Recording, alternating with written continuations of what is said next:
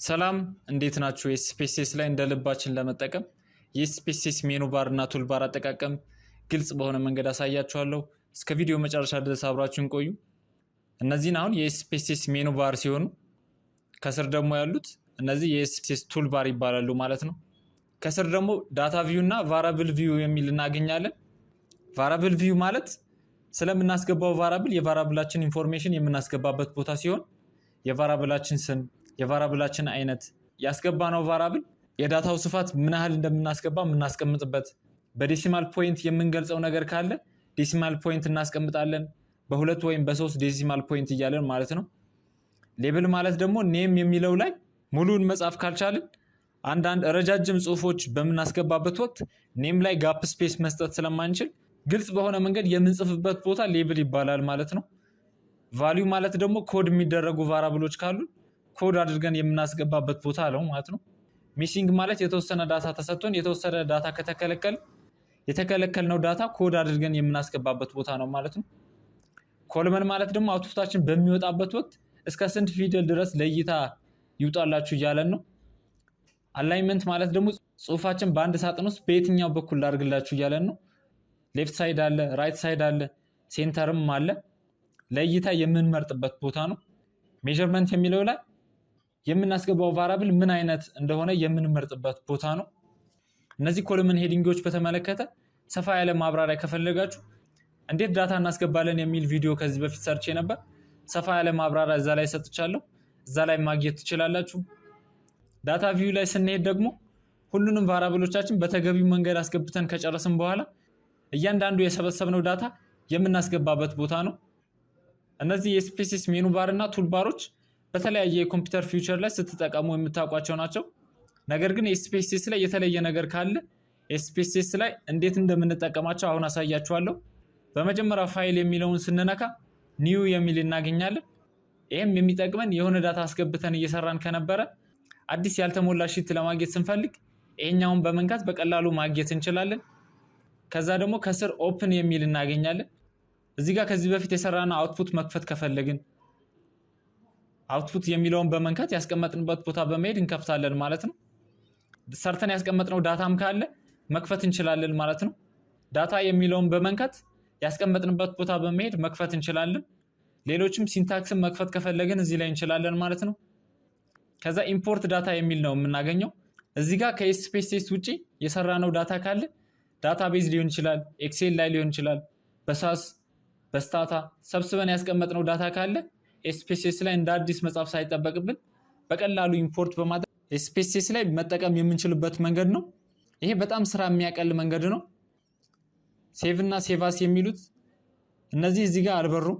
ለምን መሰላችሁ? ምንም አይነት መረጃ ስላላስገባው ነው። አሁን እዚህ ጋር የሆነ ዳታ ባስገባ ሴቭ እና ሴቫስ የሚለው አሁን ይበራሉ ማለት ነው።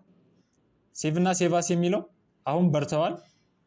ኤክስፖርት የሚለው ደግሞ ዳታችን ስፔስስ ላይ ካስገባን በኋላ ወደ ዳታቤዝ፣ ኤክሴል፣ ሳስ እና ስታታ ወደ ሌሎች ኤክስፖርት ማድረግ ከፈለግን ኤክስፖርት ማድረግ ወደ ፈለግነውን በመምረጥ እንነካለን ማለት ነው።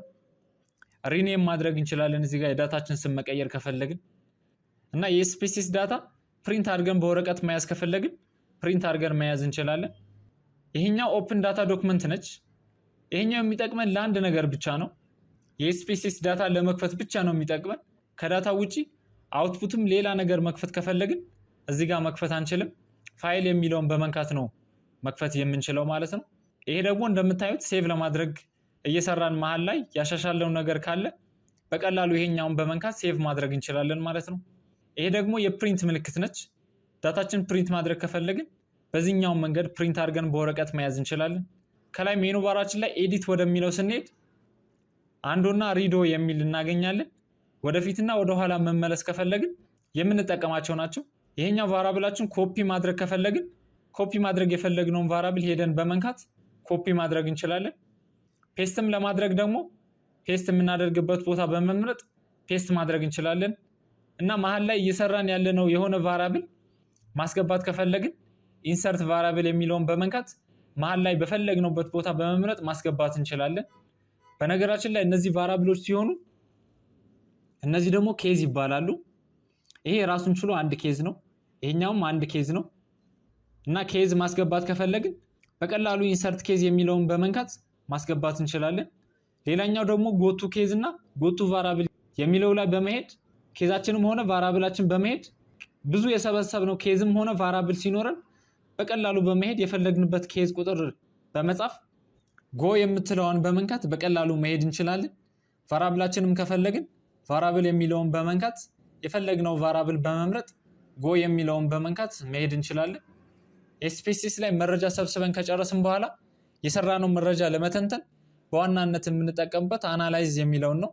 በርካታ አናላይዝ ቴስቶች እናገኛለን። እዚህ ጋር ዲስክሪፕቲቭ ስታቲስቲክስ ላይ ብቻ እነዚህ ሁሉ አናሊሲሶች እናገኛለን። እያንዳንዱ ላይ ገብተን ብናይ በርካታ አናሊሲስ ቴስቶች እናገኛለን። ሁሉንም ለማብራራት ጊዜ አይበቃንም።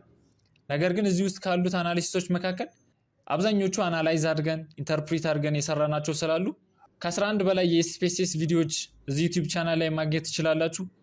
እንዲሁም እንዲሰራላችሁ የምትፈልጉት አናሊሲስ ካለ ኮሜንት ሴክሽን ላይ ማስቀመጥ ትችላላችሁ። እዚህ ጋር ሪሳይል ሪሰንትሊ ዩዝድ ዳያሎግስ የሚል እናገኛለን። ይሄኛው ደግሞ የሚያገለግለን በቅርብ ኤስፒኤስኤስ ላይ የሰራነው አናሊሲስ ካለ እሱን በድጋሚ መስራት ከፈለግን አናላይዝ ብለን ፕሮሰስ አድርገን መግባት ሳይጠበቅብን እዚች ጋር በቀላሉ ማግኘት እንችላለን ማለት ነው። እነዚህ አንዱና ሪዶ ናቸው። ቅድም ኤዲት ላይም ማየት ችለናል።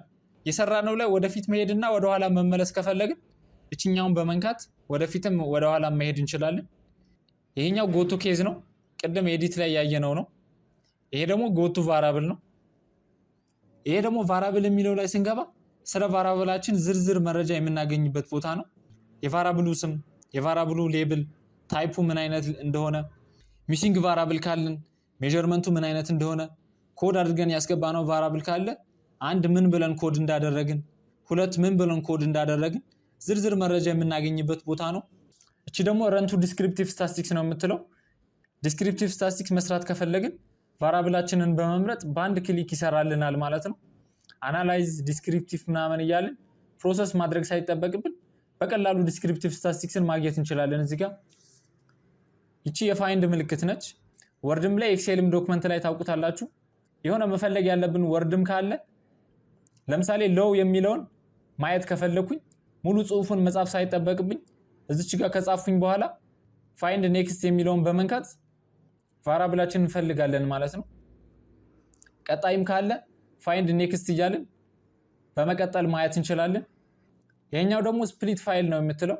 እያንዳንዱ አናሊሲስ በሆነ ግሩፕ ተመርኩዞ እንዲሰራልን የምናደርግበት ቦታ ነው።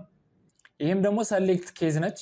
ከብዙ ቫራብሎች ላይ የአንድ ቫራብል ብቻ መርጠን ስራልን ብለን የምናዝበት ቦታ ነች። ይሄ ደግሞ ኮድ ያደረግነው ቫራብል በወርድ ምን ብለን ኮድ እንዳደረግን ማወቅ ስንፈልግ እየቀያየርን የምናይበት ቦታ ነው። ይሄኛው ቫራብል ሴት ለምን ይጠቅመናል መሰላችሁ? ይሄኛው ቫራብል ትተን እንደ አዲስ መስራት ከፈለግን ኦል ቫራብል የምትለዋን ቲክ የሆነችዋን እናጠፋትና ኒው ቫራብል የምትለዋን ብቻ ቲክ እንደሆነች ኦኬ እንለውና አሁን እንደምታዩት ወደ ባዶ ሺት ተቀይሯል። እንደ አዲስ መስራት ከፈለኩኝ በዚህ መልኩ መስራት እችላለሁ። ነገር ግን ኦል ቫራብል የሚለውን ቲክ አድርጌ ኒው ቫራብል የሚለውን ለማስገባት ብሞክር you cannot add new variable ብሎ ይመልስብኛል ማለት ነው። ይቺ የፕላስ ምልክት ከስተማይዝ ቱልባር ነው የሚባለው። አዲስ የኤስፒኤስኤስ ቱልባር በራሳችሁ ከስተማይዝ አድርጋችሁ ማስቀመጥ ከፈለጋችሁ ይቺ የፕላስ ምልክቷን በመንካት እንገባለን። ከዛ ኤዲት የምትለዋን እንነካና ከዛ እዚህ ውስጥ ካሉት የምንፈልገውን በመምረጥ ይዘን እዚህ ጋር እናደርገዋለን።